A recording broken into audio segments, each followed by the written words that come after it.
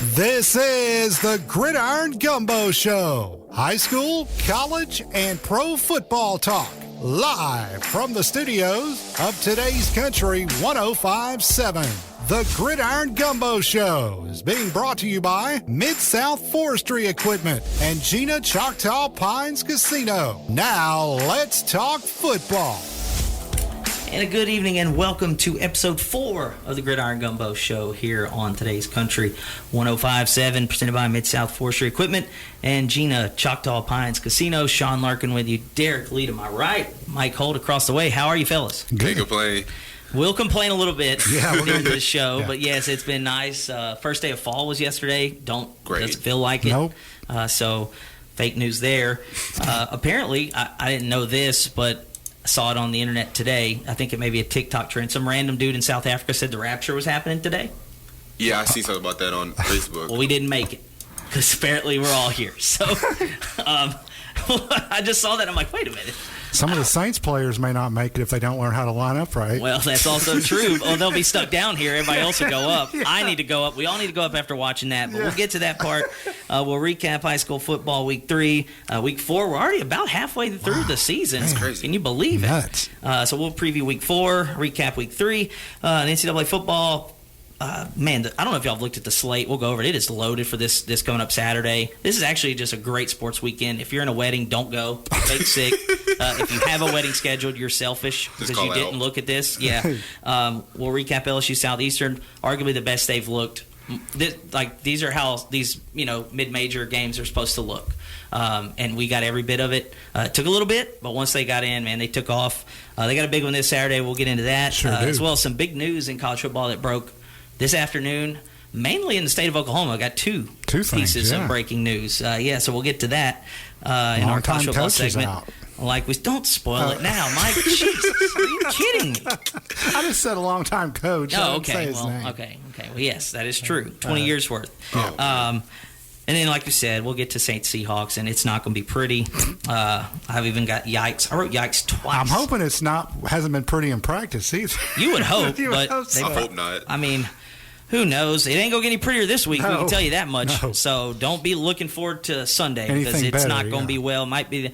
Actually, I can almost guarantee you it will be the biggest point spread of the NFL season unless we find one later in the year. We keep up with that. Speaking of, we'll get to our picks. It wasn't pretty for me either. I pretty much pulled a Saints Seahawks on the NFL version. We'll get to Derrick's, though. Probably going to be calling him over the weekend because it's pretty good. Again, week 3 is in the rear view for high school football. Had a game Thursday night. Had a couple games Thursday night, actually. LaSalle beat Maryville 30-22. Maryville is still winless, but, man, they've been in every single one of these games.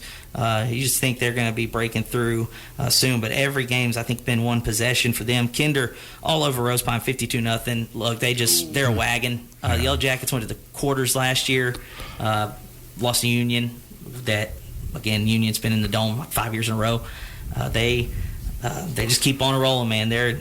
Justin Reed's got a good program down there.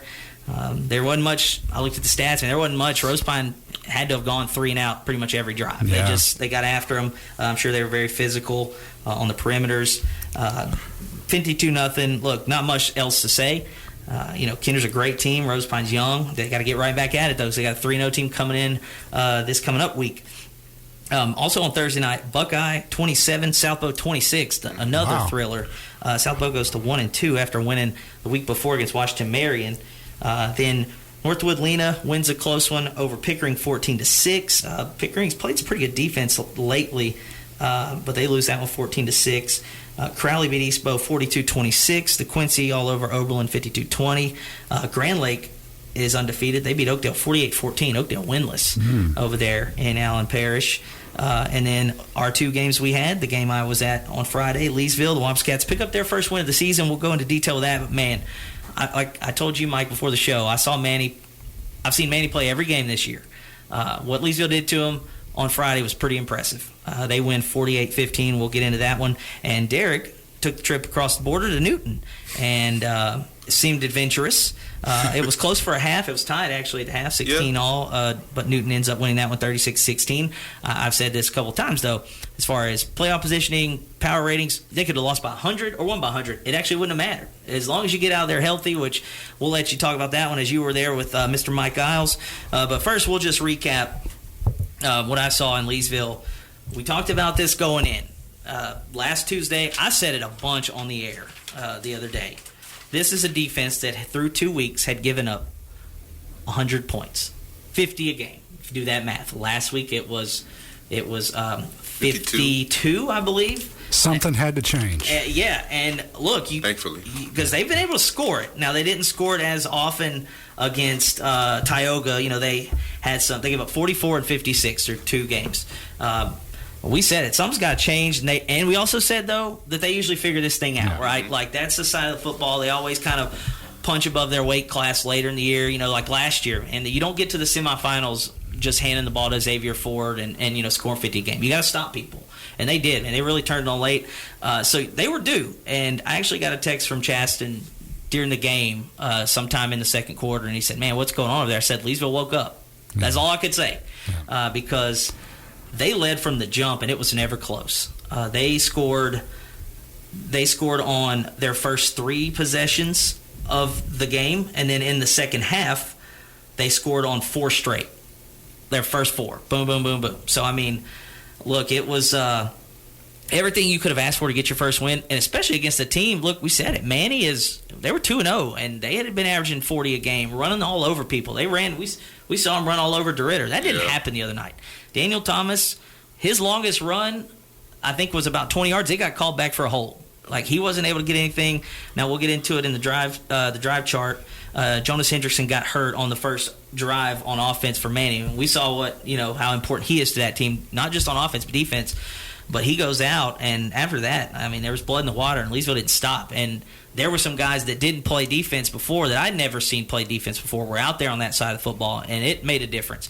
When I tell you, not just the front 4, because obviously you got to win at the line of scrimmage, but linebackers were making plays. Safeties and corners were coming up tackling guys in the backfield. Like, it was physical on that side of the ball. It was about as impressive of a defensive performance as I've seen. They sent blitzes.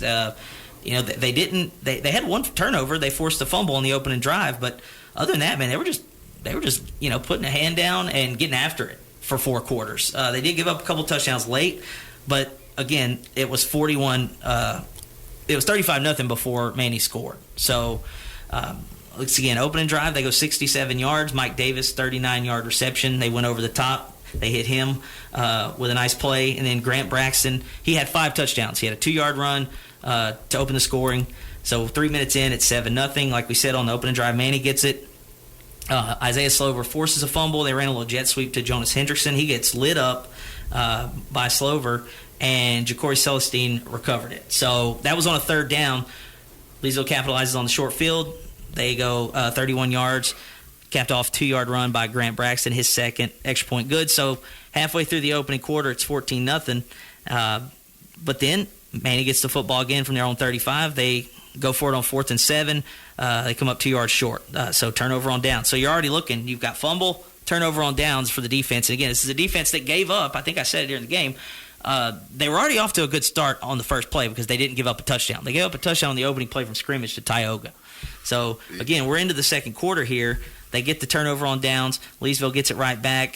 Terrell Broom on a nice little read option play. It opens up. He runs for 54 yards to the 20. A couple plays later, he hits Jacob Pahinig, 8-yard touchdown pass. So 21-0. Mike, you were listening in 2 minutes into the second quarter. We thought this could get ugly fast. Yeah, absolutely. I mean, it pretty much did. Again, they forced a 3-and-out, but Manny gets it again. They're about to go 3-and-out. They rough the punter.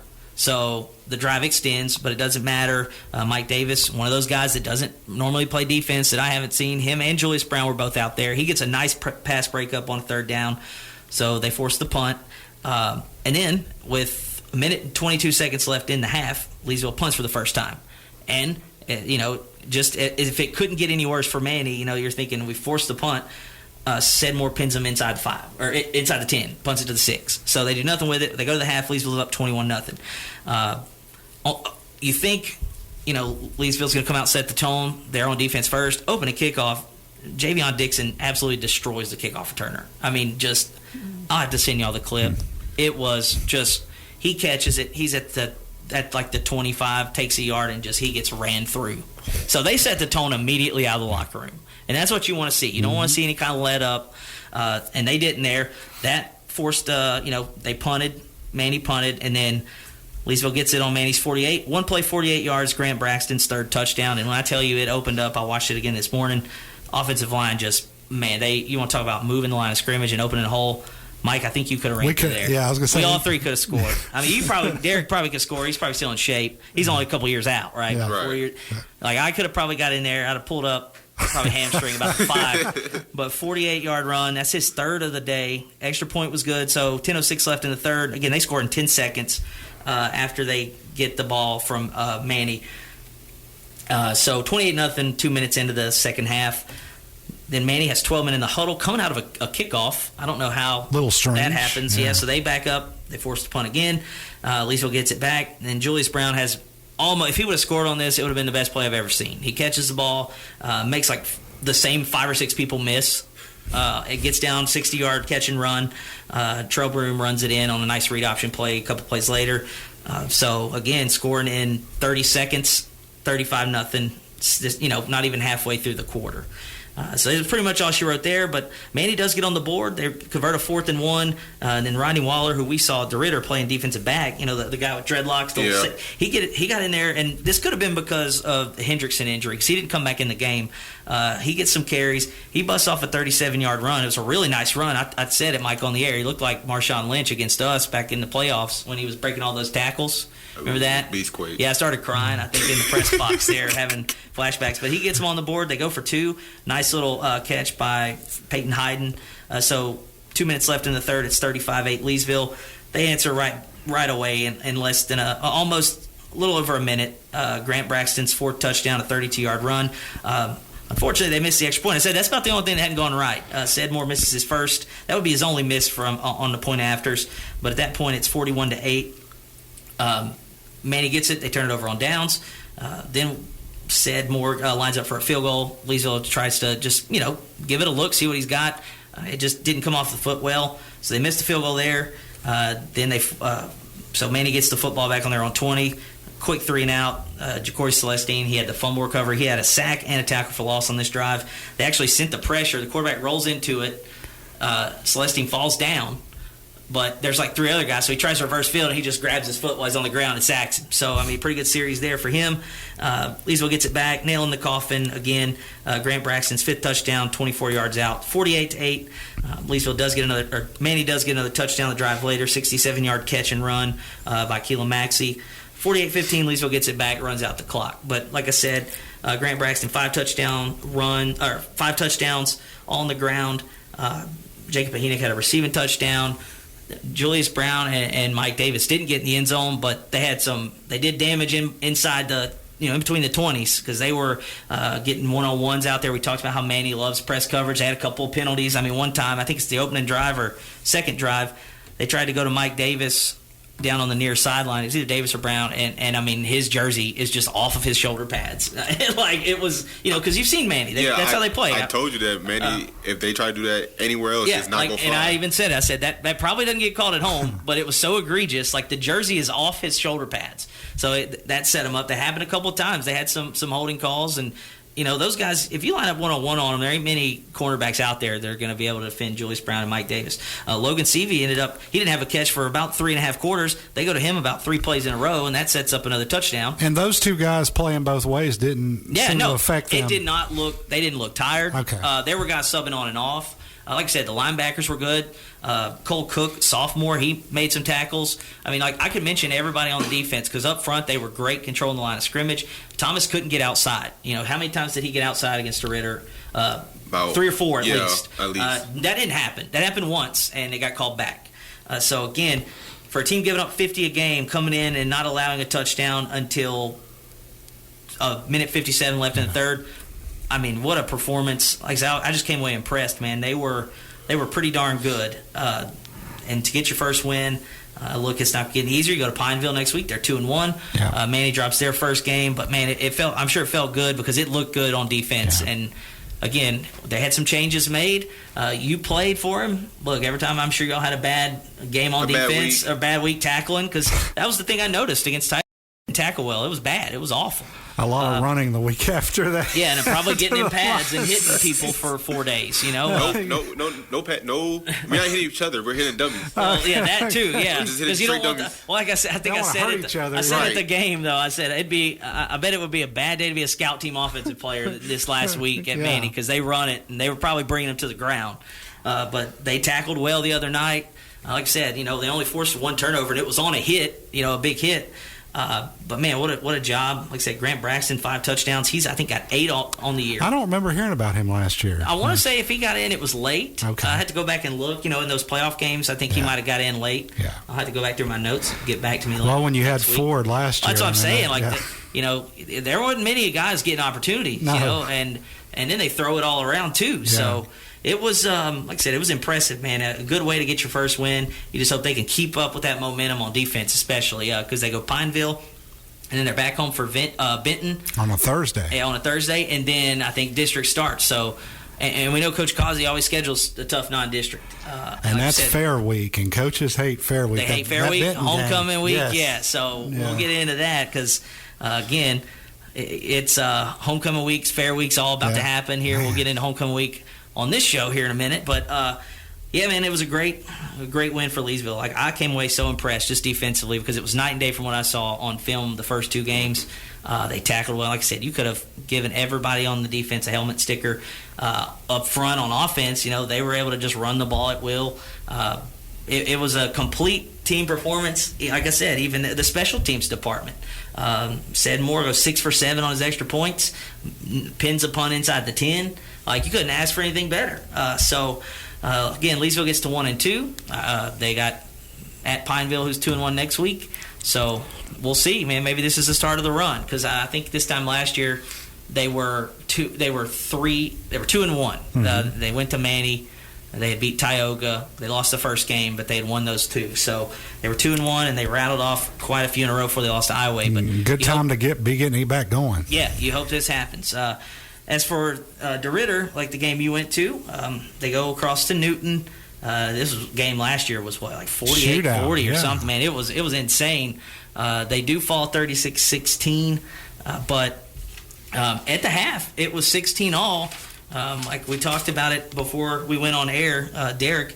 You said, Michael Parmley gets his first touchdown pass, throws to Jaden Merriweather, who we saw, not be able to catch a couple. Right. He's left some on the table. Gets one. Grant Cooper, look, there was no Connor Rushford. There was no Javon Fairley. Jaden Cooper carried it last week at Manny. I said he probably had close to 40 carries. I think it was 29 or 30. He's out. So you're down to a guy who was getting carries late, and Grant Cooper had a rushing touchdown against South Bow, but he had some nice carries late in that Manny game. Yeah. Well, man, he had a great game. And this is a guy who normally plays defense. Shout out to his uncle, I know, Marty Reed. He's not listening, but that's okay, and his Aunt Leah. But good kid. He's had a great game, nearly 200 yards rushing with a touchdown. Yeah, Grant, there was one specific play. It was around, say, second half, and he carried about 4 or 5 Newton players with him for a first down, and he just ran with, like, how Manny ran over them last week. That's how he portrayed it to Newton, but it just didn't result in points. Yeah, we talked about this before we went on. I mean, there were plenty of guys that got carries but there's also plenty of guys that we didn't think would get carries because, again, you're that far down. If you're DeRidder, you just got to get out of this healthy. Did you see anything in the game? Did anybody come up and come out and didn't go back in? Or No, nobody went down with an injury, but I did see the same defensive lineman helmet fly off like 3 times. It wasn't like he just came off. No, and he just came out. Got to tighten that thing up. But Mazik, he came up a little funny after a little hit. He grabbed his hamstring, but he was good after that. Yeah, and again, we said it. No Connor Rushford again. Hopefully, he can get back as soon as possible. Maybe as early as this week. Javon's out. He got hurt last week. Jaden Cooper, the sophomore, who had a great game last week, didn't play. So you had Grant Cooper was running back 1. Daniel Mazik, who we saw play safety, he had 15 carries. And then John Lasso. Let's talk about John Lasso. You said, hold on, we had an offensive lineman getting carries last. Yeah, Mr. Mike told me about Friday. that. Yeah, I mean, this is a guy who I had, we've had penciled in because again he plays there and we've seen him play there. Yeah. And I look at the stat sheet and he's got carries and I'm like, man, that's when you know. But how'd he look? I mean, 15 for 41. I mean, it was slow but steady. He mainly was short yardage, but when he put his head down, he looked like a fullback. Oh, there you go. He didn't look like a lineman. And that's what you hope. And we'll even talk about linemen running with the football a little bit later in the show. But you want to look like you know what you're doing.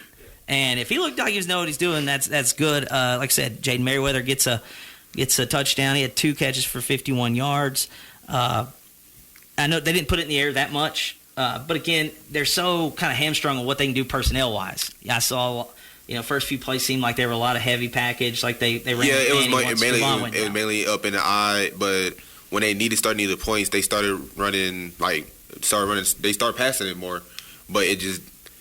Newton defense was just they sniffing out every pass, the tunnel screens, the bubble screens. Yeah, if you can, I mean, we saw it against Manny. If you play, I hadn't gotten to watch the full game yet, but if you play like Manny does, man, you can blow those little screens and quick. They don't play like that. They play. So they're off. Yeah, they play off about 5 yards off. They play cover 2 and cover 3. So they're just there. They're just there. Yeah, that's pretty good football instinct there when you can just, because that's a gamble. You see some teams do that, and you're like, well, we'll just. Hit it over the top, like a little hitch and go, or the inside guy runs the rail and you try to run the tunnel screen. We've seen it. Derrider almost hit on it a couple of weeks ago, but they fought a 1 and 2. But look, I mean, more importantly, health with them is what they need. They just got to get healthy. They're going to have a Westlake team come in that's 3-0. Westlake, I saw in week 1. Coach Richardson got a good group over there, man. That they defeated Washington Marion 34-6 this past Friday, so they come in 3-0. And we talked about it. It's a coach's favorite week, homecoming week at DeRidder. So get excited. Lots of distractions. It could be a lot worse. It could be Hooper week. Yeah, well, it will be. This is true. Yeah, that's true. I'm ready for that one. That is coming up. But homecoming week is a coach's worst nightmare. And I tried to get Brad Ducote, former Rose Pine coach, one time to say 3 good things about homecoming week, and I think he gave me 1. He's like, somebody's crowned a king and queen, and that's it. And that's all he gave me. He's like, other than that, I hate it. But 3-0 Westlake comes into DeRidder. Again, DeRidder 1 and 2. They try to snap a little 2-game losing streak now because they've lost their last 2. But again, I don't think losing the game has been more important. It was losing personnel that they're dropping. So hopefully, this game last year was close. Man, it was a fun one, back and forth. DeRidder really opened the offense up last year against them. Ended up losing that game, but it was something like kind of a sign of things to come that they could do this kind of offense, and they ran it. But so they'll be looking to get some revenge after last year, and again entertain the homecoming crowd. Always good. And you can hear that game on 95.7 KROK with Mike Isles and Derrick Lee on the station that believes in dragons. That's it. The station that believes in dragons. Yes, sir. And as for our game of the week this Friday, we will be heading to Pickering. I'll be having the Red Devils. They'll be hosting Maryville. So first time in 2 years. Yeah, first time I've been back to do football there in 2 years because last year we did one of their games. It was at Maryville. So I'm excited to get out there. Maryville 0-3, like I said, they've been in every game. Pickering, they won week 1, lost a couple in a row. Went 4-6 last year with the same schedule, the non-district honors. Coach Doherty's done a good job of just getting the numbers up, getting the strength, focusing on strength and just kind of lining up and doing everything right. And when I went last year and saw, I was blown away at just the transformation from the year prior. They lost that game last year, but there's a lot of years where it's like, man, I don't even know. It doesn't look like they know what they're doing. They look like they knew what they were doing last year, and as you can see, they ended up winning 4 games last year. So, they'll be looking to snap a 2-game losing streak. Maryville looking to get their first win, so should be a lot of fun. First year coach at Maryville, Brian Barbe, he was actually, I think his dad was at Newton, I believe. He was in the Texas Hall of Fame. He got elected. I was looking at that earlier, like right before I came here. Again, Coach Doherty in his 3rd year. Should be a lot of fun. We'll start pregame about 6:40, 6:45 over there at O'Banion Stadium and get it going on Friday between the Red Devils and the Panthers. So as for the rest of the Week 4 slate, I got it in here somewhere amongst this pile of papers. Got a game on Thursday. Southbow goes to Welsh. Then on Friday, I think we're all Friday the rest of the way. Lake Arthur at Oakdale, Oberlin at East Bow, another kind of area matchup, Allen Beauregard matchup there. They're in district as well, so district kicking off there. Ascension Episcopal 3-0 coming in to take on Rose Pine. Ascension Episcopal mascot, the Blue Gators. The Blue Gators. Random mascot. Yeah, some fun. If you ever look around, that's what, like, doing this last 4 years, you discover some mascots, and you're supposed to know them all. What was Newton? Newton's the Greenies. The Greenies. That's what I thought, but I wasn't sure. There's some really fun ones, especially when you get down that side of the state. Well, I'm sorry, Newton, Texas. Oh, the Eagles. The Eagles, okay. Yeah. I thought you meant the Newman. I thought you said Newman. My bad. So Ascension Episcopal, the Blue Gators take on the Eagles. That's going to be in Rose Pine. Also, I think it said at halftime, Amaya Shine, former track and field star, basketball star, is getting her state championship rings. Oh, that's cool. I believe she's the most decorated athlete at Rose Pine. Okay. A couple state championships in basketball. Her senior day presentation took up like 10 yards. She had like medals and pictures everywhere when I went that day. So that'll be cool. I hate I'm missing that one, but again, she's down at McNeese now running track, so pretty cool there. Let's see where we at here on the schedule. Again, Kinder's at Eunice, looking to get the 4-0. Leesville travels to Pineville. You can hear that game on KJAE 93.5. We talked about it. Westlake's at DeRidder for homecoming. That game will be on 95.7. And then our game of the week, Maryville at Pickering. Again, we'll go on about 6:40, 6:45, depending on how we're feeling there. We'll take a break, come back, talk some college football. LSU's got a big one coming up. They're 4-0. But again, headed to Oxford this Saturday. You're listening to the Gridiron Gumbo Show on today's Country 105.7.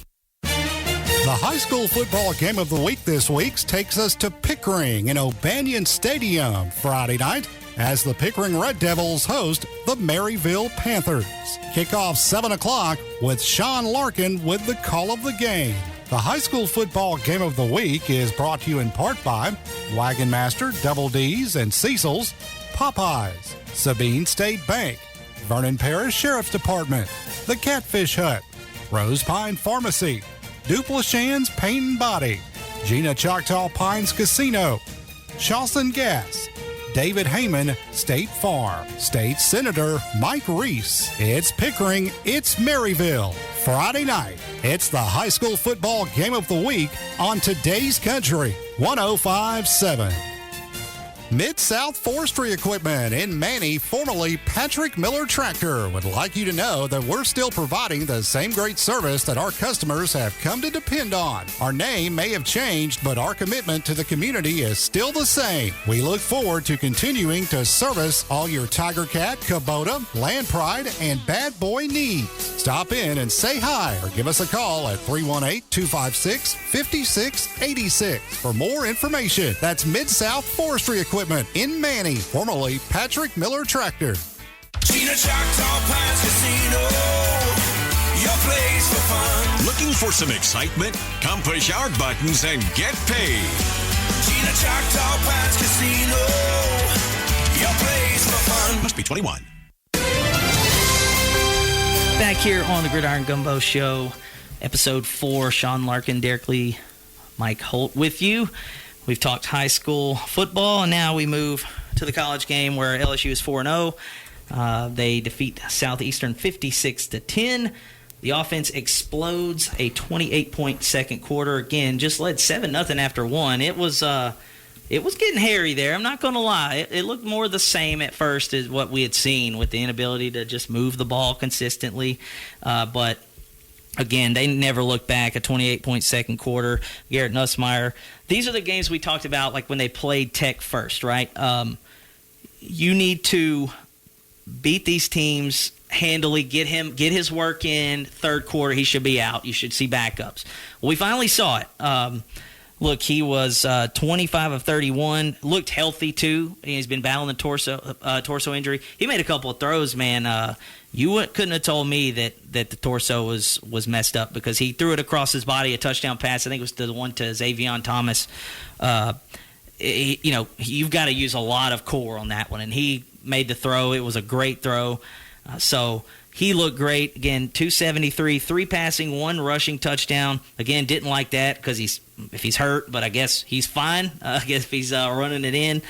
But they get it done there. Michael Van Buren got to play. He was 10 for 12, 122 yards. He had a rushing and a passing touchdown. Juwan Johnson, a couple of rushing touchdowns. Bauer Sharp, Barryon Brown, Kyle Parker, Xavion Thomas each had a receiving touchdown. 13 different players caught a pass. And usually when that happens, there are some records. And 35 completions with Nussmeier and Van Buren. That ties the single-game school record there in that category. So pretty good little nugget there for the Tigers. Defensively, man, I mean, they continue to be awesome. Look, the starters aren't going to play, very much in these games, you hope. They played a half. I'd love to see where they're ranked in the nation defensively right now. Just out of curiosity. Probably top 15. I'd go top 10. I mean, if you think about it, they're averaging like 10 points a game given up. Really, they've given up, 10, 7, 10, and 10, right? Yeah, so just under 9 a game, actually. Like, so just under 10. So probably top 10. So scoring-wise, and I mean, when you look at these yards, I mean, look, they held Southeastern to 30 yards in the first half. Wow. And then the backups that's came in. Impressive. 30 total yards. They had 2 first downs. And I'll tell you what they were. One of them was a 3-and-out. They roughed the punter. And I'm okay with that because he almost blocked it. Right. You're trying to go get it. They ran into Mistakes it. happen. Yeah, that's fine. And then an unnecessary roughness penalty on, I think it was Dominic McKinley, maybe. So that's it. 2 first downs, and they were via penalty. Other than that, nothing. I mean, absolutely nothing. Just, again, man, they're good. That's all you can say. That's all you can say. They just continue, and that's what you're supposed to do. This is the game that we talked about a couple weeks ago. When you play these, the smaller schools, the in-states, just the, directional schools, you hammer them early, you get guys out, you stay healthy. Mm-hmm. And this is exactly what we saw. Again, it didn't start great, 7-0 after 1. I thought the under looked good. It did not, unfortunately, for me. But Southeastern did cover. They actually did. It was 47.5. That was about 46. So if you're into that, they did get the cover there. But again, Juwan Johnson, a couple rushing touchdowns. They still didn't really, they weren't just gashing, but they ran the ball and they put up 56. That's exactly what you need, getting ready for what is to come now, and that is Ole Miss. Look, this is a game that last year went to overtime at home. I said it, I think, on this show, probably at the beginning of the year. I said that LSU probably doesn't win this game if it's on the road last year because there were just some things that went on in the game that mainly Lane Kiffin's play calling in the second half. They could, they just didn't try to run it. But LSU does win that one in overtime. Kyron Lacey got the game-winning touchdown. The walk-off, it was a great, one of the best home games LSU's had, that I've gone to. Ole Miss is 4-0, 2-0 in the conference. This game's at 2:30 on ABC. The 114th meeting between the two. First time was 1894. Wow. Now they play for a stupid trophy, too. It's a Magnolia Bowl. Okay. It's like a wooden trophy with a big magnolia flower on it. I think it started in 2008. Because they didn't play for a trophy until just recently. Right. I remember Arkansas and LSU always playing for the boot. Well, they've got the boot. But this is That's different. A newer one. Okay. You need to go look it up. It's a dumb-looking trophy. Okay. It's big. But, look, the LSU started, I told Mike before the show, LSU was a 1.5-point favorite when the line opened. Mm-hmm. Woke up Sunday morning, they were still favored, and the line has flipped since to Ole Miss being a 1.5-point favorite. I don't think this is going to happen this time, but last time LSU was at Ole Miss, they lost the game. It was they gave up 55 points, but Jaden had a chance, threw it I think into the end zone, maybe to Brian Thomas, got his hands on it late. I don't know if you guys remember this. I did not. LSU allowed in that game 706 total yards of offense. I don't remember that. Wow. 706, guys. That was the last time we went to Oxford. I remember it because it was my friend's wedding. We were watching it, and then halftime, perfect timing because the wedding ceremony actually happened at halftime, and then But I think Ole Miss still scored. I remember one time they scored in 20 seconds, and I was like, they scored too fast. We're actually going to get the ball. This is good, and then we went down and had the chance, but 706 yards, guys. I don't think that's going to happen Saturday. I haven't been great betting. Yeah. I've been okay. But I would just bet that they're not giving that up on Saturday. I would agree. If they do, it's going to be unfortunate because that means we probably lost. What happened to the defense? That's what you got to know. But 706 yards last time these two teams played in Oxford. And Ole Miss, this is a team, we talked about it, and we'll get into our picks later, but they blew Tulane out. I thought this was a game that was ripe for the picking. Tulane is a good Group of 5 team. John Summerall's done great. I don't think he sticks around there much longer. We talked about that before the show, Mike. You could see Ole Miss looking ahead, just like LSU could have looked ahead this week against Southeastern. They didn't. They beat them 45-10. And a lot of that has to do with quarterback position. Trinidad Chambliss has come in since Austin Simmons has been hurt, and they've looked like a totally different team, scoring the ball. Now, defensively, they're not going to see anything like they've seen on Saturday. But he's been a big difference maker because Austin Simmons just wasn't playing great. They struggled at Kentucky. They ended up winning there. But, again, the quarterback change has been a good one. This game should be a lot of fun. I do think LSU, with what I saw Saturday, like, look, Lane Kiffin's going to score. Yep. They're going to be able to. This should be fun, man. That's strength on strength. Ole Miss's offense against LSU's defense. LSU's going to get after it. You know what they're going to do on the back end. They're going to let Mansour Delane and DJ Pickett and all those other guys just lock you up and say good luck. And Blake Baker's just going to turn them loose. They're going to pressure the young quarterback. But this should be a lot of fun. This is a game where if you're looking at LSU's schedule, you've got this one, you've got the bye, then you have South Carolina coming in, and then I believe it's Vandy on the road, and then A&M. So this stretch right here, you don't want to drop this game because there's a couple of games on your schedule that get tougher as the season goes. You win this one, man, you're in the driver's seat for a playoff spot. You still – but if you lose this one, there's a little bit of – your margin for error starts to slip. But this should be a fun one, man. And this is a game where LSU, at 2:30, I'm glad it's not at night. Yeah. So I will get to our picks later, but I feel good about LSU Saturday, but I'm excited and I'll be nervous. This is the first game other than Clemson, which I had written the Clemson game off as a loss because we just lose the season opener all the time. Yeah. This is the first real LSU game that I'm kind of getting that feeling. Like, hey, getting those butterflies. We're getting into October. Like, they're starting to matter a little bit more. If only the Saints could do the same. Yeah, well, we could get back to February and those wouldn't matter.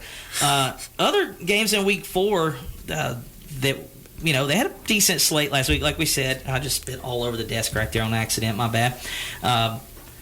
Oklahoma, Auburn. This was another. You want to talk about bad beats? Auburn was a 6.5-point underdog, and if Auburn had got better quarterback play on Saturday, they might have won that game. Oklahoma wins 24-17. They get 10 sacks. Wow. 10 sacks. That was a revenge game for Auburn. For some reason, I can't even think quarterback's name. He played for him last year. Played at OU. John Mateer did his thing. We'll get into some news about John Mateer here in a little bit. But, look, they had the ball down 6 with, I think, a minute left or so. Auburn did. They got sacked on 3 straight plays, the last of which was a sack on 4th down in the end zone. For a safety? For a safety. They were down 5 to lose by 7, and the line was 6.5. And it was, again, on 4th down with no timeout. So all you got to do is stop them, and then they'll kneel it out. Again, just a crushing beat if you were on the Auburn side, which Auburn looked pretty good, man. Cam Coleman, just an unbelievable receiver. They couldn't stop him. He had a couple of times where he got interfered with, and then a couple of times he made some contested catches. But Oklahoma looks the part, man. They look really good. Unfortunately, well, I guess we can just not tease it anymore. But John Mateer, earlier about a couple hours ago, I get a notification. He's got a broken bone in his throwing hand. He's got to have surgery on it. He's estimated, this is according to Pete Thamel, at least 1 month recovery after surgery, and that's in the throwing hand, broken bone. We've seen him. They run the ball with him. He's done for the season. Well, he's done for at least 6 weeks, I would think. No, I would think it's week 4. And there's 13 weeks. Yeah, but I don't think he's missing the Texas game, which is a few weeks. That's a huge blow because that's a team that's a game that you need. Yeah, you need that because at this moment they're 11th in the country, or maybe a little bit more. I looked at the score and it was Jackson Arnold. I'm sorry, I couldn't think of Jackson Arnold's name. It was an OU quarterback last year. If they get better play out of him, they might have won that. But yeah, John Mateer going out, that's big, man. Like that dude was the Heisman favorite, and now he's off the books, which that tells you how long he's out. At least 6 weeks, and again, throwing hand, we don't know if that 6 weeks if he gets hit on it again. That's just a tough blow, man, because he was fun to watch. Washington State transfer, they look good, but again, man, just a huge blow for them. But they do survive Auburn, and Auburn loses that one. They go to A&M this week. Miami beats Florida. Florida loses again. They're 1-3.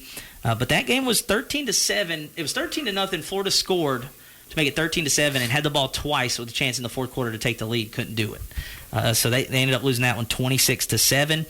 Guys, if you think that's bad, they're 1-3. Arkansas was playing well, and now 2 weeks in a row they've lost the game because they fumbled trying to go in for the lead. At Ole Miss is fine because it's Ole Miss. They lose to Memphis. They blew a 31-20 lead. They had the ball inside the 10 and fumbled with a minute left and lost to Memphis 32-31. Speaking of Memphis, did you see the last play to seal the game? He carried that 300 like that. Oh yeah, that like big defensive lineman to get the first down. Yes, but again, yeah, because they had some timeouts left to try to get it back, and they did not get it back. But yeah, that's going in down 6 or 5 to Ole Miss with the ball, fumble, chance to go up, and then last week, I mean, they're inside. You almost want to be like, hey, just kneel it out, but I get it. They want to go in and score, and they go in and Memphis knocks the ball out. So 2 weeks in a row they fumble. That's heartbreaking. And yeah, I mean, just Arkansas, it was a team that was playing well. Just they lose to Memphis, back-to-back losses for them. Let's see, Texas Tech, Utah. That was at 11 a.m. I don't know if any of y'all watched that. I liked Utah in that one. Man, Texas Tech beat their brains out. Yeah, I did see that. 34-10. Baron Morton, the quarterback for Texas Tech, and he's been a high-touted guy for 2 weeks. He gets hurt. Helmet hits the turf real hard. Backup comes in, Will Hammond, and they just took off. I mean, they were up 13-10, and they ended up scoring. He led them on a few scoring drives, and that was it. They looked like they are probably going to win the Big 12. I had Utah winning the Big 12 to start. But, man, Texas Tech spent a lot of money in the portal. They've done that in multiple sports, actually. Oil and gas money. Guys, we need to get in that because that's where you can just get enough money to spend NIL. That's what Texas Tech's done. We've seen it in softball, but football's paying the dividends as well. All those guys on defense they have are transfers, and man, they held Utah to 10 points. Another game, which we'll get into in our picks, Illinois-Indiana. Guys, I don't know if y'all saw this score, but it was 63-10, Indiana. Sometimes you get something wrong, right? Like, I've seen Illinois play a couple times this year. I had not seen Indiana, but also we didn't know what Indiana was because they had played a pretty easy schedule up until now. That was their first win over a top 10 team in 5 years, and they did it by 53. That's a Brett Bielema team, by the way. 5 years? 5 years, and again, this is a Hoosier team that made the playoff last year.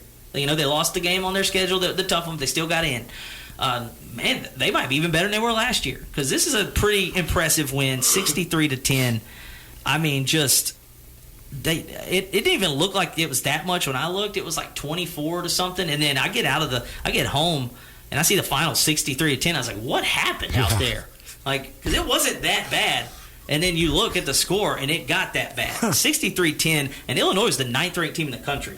For it to go that bad, a lot of things have to go wrong. Yes, like I didn't watch a single bit of it, but I was following. What happened? Yeah. It just got out of hand. Another one, Michigan.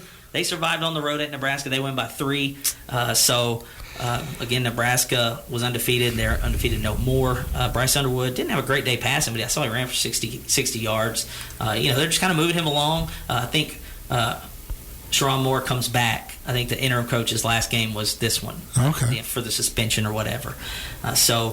Look, it was a fun week. It's going to be an even better week because when we get into our picks, we'll talk about the slate, and if I can find them, I can go ahead and do. You know what? Let's take a break, rant about the Saints, and then we'll come back and close it out with our picks. You're listening to the Gridiron Gumbo Show on today's Country 105.7. The high school football game of the week this week takes us to Pickering in O'Banion Stadium Friday night as the Pickering Red Devils host the Maryville Panthers. Kickoff 7 o'clock with Sean Larken with the call of the game. The high school football game of the week is brought to you in part by Representative Chuck Owen, McKee Agency, Barksdale Federal Credit Union, Thrifty Way Pharmacy, Acadian Ambulance, Sabine River Authority, Hickory Smokehouse, Rethink Title, Weaver Motors, Kirbyville, Vernon Parish Community Health Center, Champion Homes, Benoit Motors, West Louisiana Dental. It's Pickering, it's Maryville. Friday night, it's the high school football game of the week on today's Country 105.7. Mid-South Forestry Equipment in Manny, formerly Patrick Miller Tractor, would like you to know that we're still providing the same great service that our customers have come to depend on. Our name may have changed, but our commitment to the community is still the same. We look forward to continuing to service all your Tiger Cat, Kubota, Land Pride, and Bad Boy needs. Stop in and say hi or give us a call at 318-256-5686 for more information. That's Mid-South Forestry Equipment in Manny, formerly Patrick Miller Tractor. Gina Choctaw Pines Casino, your place for fun. Looking for some excitement? Come push our buttons and get paid. Gina Choctaw Pines Casino, your place for fun. Must be 21. Welcome back to the Gridiron Gumbo Show, our NFL segment. I do want to get to one thing, though, we didn't talk about with the college. Yesterday, our permanent opponents got released for the future, and it seems like our whole schedule is actually released now as far as SEC opponents. They're moving to a 9-game conference schedule. You will have 3 permanents. They'll rotate the other 6. LSU, there was a lot of speculation, but LSU's 3 permanent opponents for the foreseeable future: Ole Miss, Texas A&M, and Arkansas. So what that means is no LSU Bama every year, no LSU Florida every year, no LSU Auburn every year, which that rivalry, we didn't play them last year.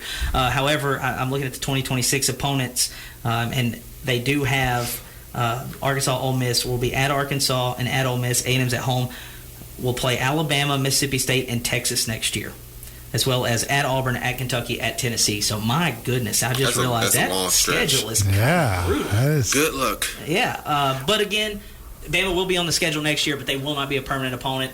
Kind of sucks, man, because we were talking about those Florida games, and those games are fun. Mm-hmm. Like the game where, Burrow hits Chase for the dagger 19 and the whole stadium's doing the chomp. I remember the 1997 game. Yeah, I mean, the throw in the shoe. Yeah. The game where we just like the shoe throw and made the field goal in the fog. Auburn's had some just crazy games. I was in the stands for that Bo Nix play. It's still like the most ridiculous I've ever seen. Auburn, the earthquake game. The earthquake game. Yeah. The game we were down 20-0 in 17, I believe. There's just 16. Les Miles gets fired after that game. There's so many games in these rivalries and just series that it kind of sucks, man. Yeah.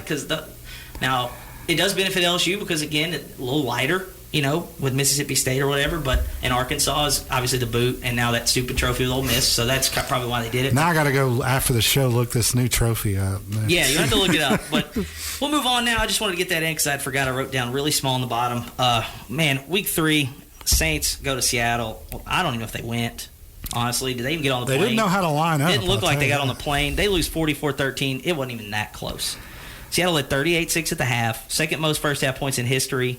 For them, the Saints tied the most they had allowed in a half. Go back to 1973. That was against the Falcons. And the final score was 62-7. You told me before the show. You lined up middle schoolers. I coached middle school football as Derrick's showing the Magnolia Bowl trophy. It's dumb, ain't it? It's just stupid. It looks like something like an old lady would have in her house, like a little portrait. Yeah, they got like an antique store. Yeah. Just look that up if you haven't, because I was that's bad for radio. But Magnolia Bowl trophy.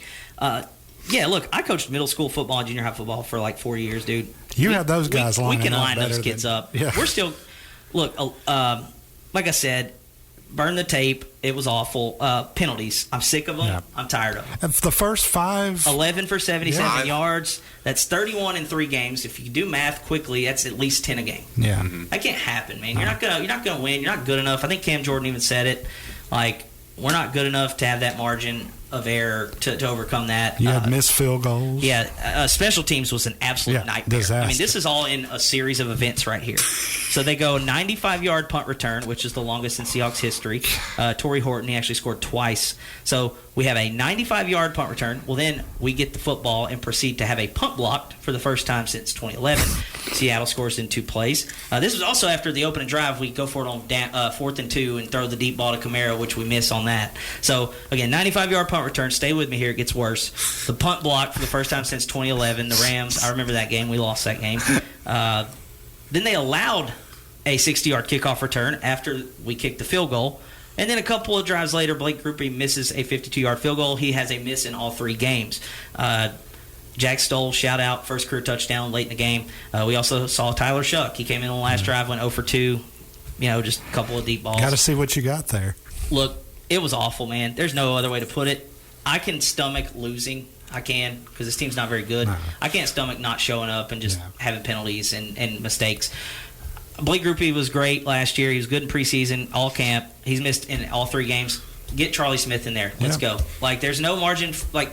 There should be no room for error. Like, I don't like talking about people losing their jobs, but what do you have to get lose? somebody in there. Exactly. What are you going to do? Lose? You're 0-3. You lost. What are you going to do? Go to Buffalo and lose by 30? Yeah, probably. Yeah. You may not. You may make a field goal and lose by 27. Yeah. But give Charlie Smith a chance. Maybe Like, a trap you can't miss a field goal a game. Yeah. And there's Young Wei Koo's already been let go from Atlanta. He was let go. Still don't know why. No, because it's funny. The next guy missed 2 last Sunday, and Young Wei Koo's now on the Giants. So Wow. Also news: Jackson Dart has been named starter for the Giants too. About time. But it's unacceptable, man. Penalties, Yeah. and Kellen Moore says that they spent money on getting refs to practice Yeah. and in training camp.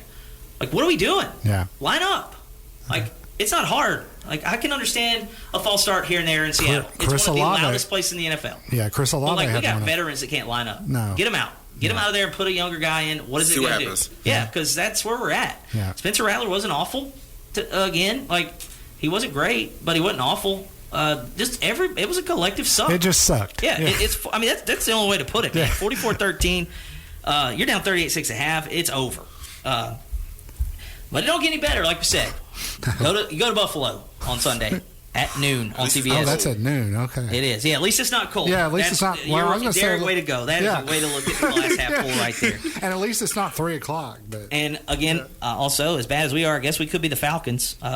Derrick's Panthers, 30-0. Wow. Here's a ridiculous stat, by the way. They didn't do nothing. I've got 2 of them for you. The Michael Penix one is egregious, though. Michael Penix in starts is 0-4 when the opponent scores 7 or more points. it's Kirk Cousins. How ridiculous is that? Kirk Cousins is still on. He got in the other day. Okay. But 0-4 in Penix's starts when the other team So scores. when they just at score in least- general. Yeah, just score. Yeah. Yeah. Here's the Saints one, though. Saints are the first team, and this is according to Jeff Asher. Saints are the first team in NFL history to gain 280 yards, give up fewer than 330 yards. Now, again, these are very, on-the-nose numbers. So 280, they gained 280, gave up fewer than 330, didn't lose the turnover battle, and lost the game by more than 30. I mean, remember last year we were making up new stats? Yeah. I mean, that's ridiculous, but that Michael Penix one's insane. Yeah. Chargers beat the Broncos 23-20. They're 3-0 for the first time since 2002. Quarterback of the team was Drew Brees the last time, which is crazy that Phillip Rivers never went 3-0. Wow.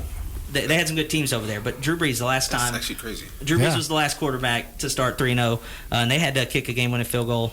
The Packers, we touted them for 2 weeks on this show. Cleveland scored 13 points in the final 3 minutes and 38 seconds. Yeah. That they had snapped an 8-game losing streak dating back to last year. Joe Flacco. First time 4 in years franchise old. history ever with 4 minutes left, with no points, down 10. They come back to win. Wow. So crazy. It was a crazy week in the NFL. The Colts are 3-0 for the first time since 2009. I couldn't even tell you who the Colts quarterback is. Indiana It's Daniel Jones. Jones, man. Indiana Okay, Jones. Daniel Get ready. Get your stock in for MVP, man. He's an MVP. Eagles, conversation. Rams, just an all-time. Eagles were down 26-7. They come back to win an all-time bad beat. And then last night, man, Detroit. Ooh. They Ravens got a problem. But shout out to former LSU Tiger Kelvin Shepard, who is the defensive coordinator. Oh, cool. Man, Lamar Jackson had happy feet last night. Did you watch the game? Yeah, it was more He got sacked, 7 times? 7 times. But he just, you could tell he wanted to go, and he could never go, and he would just sit back there. They They were have on Spy. it. They have no, Spy. they They were have doing Contain. great. Also, former Saint Al-Qadim Muhammad, who was a 7th-round pick in 17. Alkany. He's been in the league almost 10 years now, How which come- is ridiculous. He had 4 sacks last night. I was just wanting to Where was you at? gouge my eyes out thinking about him. And you had Alex Anzalone in there. I was gonna ask about him. I mean, His- those guys are just starring, but they win last night. We talk about Derrick Henry though in his fumbles. Yeah, that's an issue now. What did we say in week 1? He probably wouldn't fall the rest of the year. Well, he did. He fumbled again. So they lose that one, 38-30, a big win. And look, they play the Chiefs this week, and somebody's gonna be 1-3. Yeah. So we'll get to our picks, guys. It was not good for me last week. Look, You'd be broke if you. Yeah, I mean, it wasn't good. And I seem like I'd be rich. Yeah, well, we'll tell you. So, favorites went 5-2 in college. Auburn, OU, like I said, bad beat. South Carolina covered. They were one of the only underdogs to cover. Texas Tech was the other. They went outright. They were 3.5. They destroyed Utah. Like we said, sometimes we get it wrong. Sometimes we get it very wrong because Illinois was a 6.5 point or 5.5 point dog. They lost by 52. So No way. Vegas didn't have a clue on that one. I went 3-4. We all went 3-4 in college football. But again, a couple of misses. I think we all missed on Tulane. But 3-4. NFL is where I just can't. I figured this out late. I think I did this last year. I was 2-5, so that means in the last 2 weeks I'm 3-11 in the NFL. Ouch. Derrick, you went 6-1 in the NFL. Okay. Like we said, I'm probably gonna call you something. Mike, you were 3-4 overall in the year. Mike, you're 21-19. Derrick 17-10. Again, wasn't with his first week. I'm 18-22, but like we said, it's only up from here, baby. NFL favorites were 5-2. Eagles should not have won. Should not have covered or won. The Rams were a 3.5 point dog. Mm-hmm. They were lining up to kick the game-winning. First of all, they were up 26-7. That's that All right. part. Like, how do you even get? They were up 19. They were lining up to kick field goal down 1. Mm-hmm. It gets blocked as time expires. So they're either going to win the game and cover because they won, or just lose by 1 and cover. Jordan Davis blocks the punt. The fattest dude on the field. And I mean this most respectfully. And he runs it in from about 56, 60 yards. I've seen it. He's hauling. They couldn't stop him. I'm yelling, stop him. Surely somebody's going to get it. They didn't get him. There's nobody there. And the There Eagles was nobody. covered. There Like, was just go look at all nobody. the videos of people that had bet the Eagles to cover, or the people that bet the Rams. That's an awful beat. So, like, I wouldn't have been 2-5. I'd have been 3-4 because I had the Rams last week, guys. We all had the Seahawks to beat the Saints, and wait till you hear this line this week. But again, pretty good job, Derrick, in the NFL. Not me, though. This week, full slate, great college slate. Arizona State is at home against TCU. Arizona State is a 2.5 point favorite against the Horned Frogs. I'm taking Arizona State. Arizona I got State, TCU. I wanted to take TCU in this game. I think I'm going to take Arizona State. They barely hung on and beat Baylor. Mm-hmm. Illinois hosts USC. Illinois is a 6.5 point underdog at home. Guys, I'm riding the train one more time. I'm taking Illinois to cover the 6.5 against USC. USC's pretty good, though. They're running the ball well. I'm taking USC. USC. I got Illinois. Illinois. If they don't cover, I'm done with them. Notre Dame and Arkansas, random game. Notre Dame win last week. Arkansas, again, they're 3.5 point underdogs at home against Notre Dame. I'll get the Razorbacks. I'm going with the Razorbacks. I was thinking the same thing because I think Sam Pittman's back's against the wall. There's low morale. Yeah. They might do it. Also, college football news, Mike Gundy at Oklahoma State has been fired today. He took over after Les Miles. He's been there for 20 years. Yeah. But they lost by 60 to Oregon. Lost to Tulsa. And lost to Tulsa this past Friday, and that pretty much did it. Two games? Yeah. Also, Clemson's done, guys. Yeah. Syracuse. Clemson been done. But they were really done the other day. Yeah. So we'll Didn't move on. I Dabo just wanted to get that in. Real quick, didn't Dabo say they were going to go 16-0? Like at the Well, he also said on his presser after this game, Syracuse, he said, we might suck. We might go 6-6. Why are we getting judged? Go watch it. It's incredible. And that was before he said, all y'all going to do is fire me because we win. I'll go coach somewhere else. Well, it might happen, sir. He's not going to coach. Number 1, Ohio State at Washington, plus 8.5. Washington's not a team I've watched a whole lot of. Ohio State has not given up a touchdown in the red zone. I'm going with the Buckeyes. 8.5. I'll just go with Washington to be contrary, and I got to catch y'all guys. A&M hosts Auburn. Auburn, a 6.5 point underdog. Does A&M win by 7? Yes. I'm going to take Auburn again. I think their defense is really good. I think everywhere but quarterback. Jackson Arnold's got to be better. Mississippi State at home, plus 7.5 against Tennessee. I'm taking the Bulldogs, to cover. Me too. I got Tennessee. Oregon at Penn State. Again, this last three are just incredible. This is at 2:30. You need multiple TVs, guys, all weekend. Oregon at Penn State. Penn State's a 3.5 point favorite against the Ducks. I'm taking the Ducks. It's a whiteout game. I'm taking the Ducks too. Penn State, I don't like them. They're not good. I think if they do win, they'll win by 3. Alabama goes to Georgia. This game was nuts last year, if y'all remember. It was.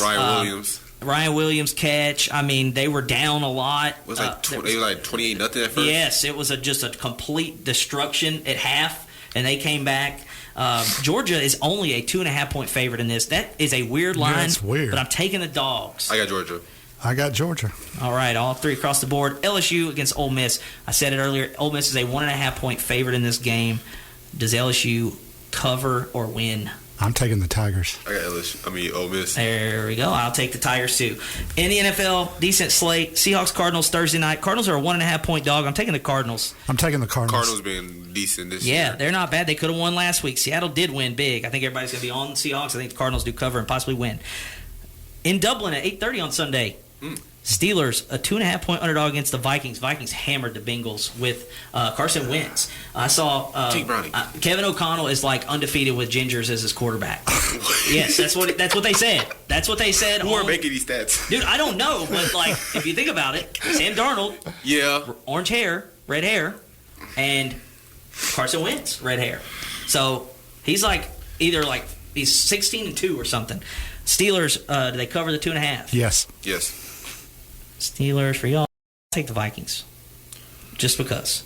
Eagles at Bucks. Eagles have played the Chiefs, Rams, and now the Bucks. I got the Bucks. Bucks are a 3.5-point underdog. I think they win the game. Jalen Hurts is 0-3 against the Bucks. Yes, and they've lost bad. Even though that, yes, they have been injured all times. But but so the one game in the playoffs, but the playoff game, they got hammered in. Yeah, that was the year before they won the Super Bowl. That was taking the Eagles. Taking the Eagles, okay. Colts, Rams, 2-1 versus 3-0. The Rams are a 3.5-point favorite. Colts coming in.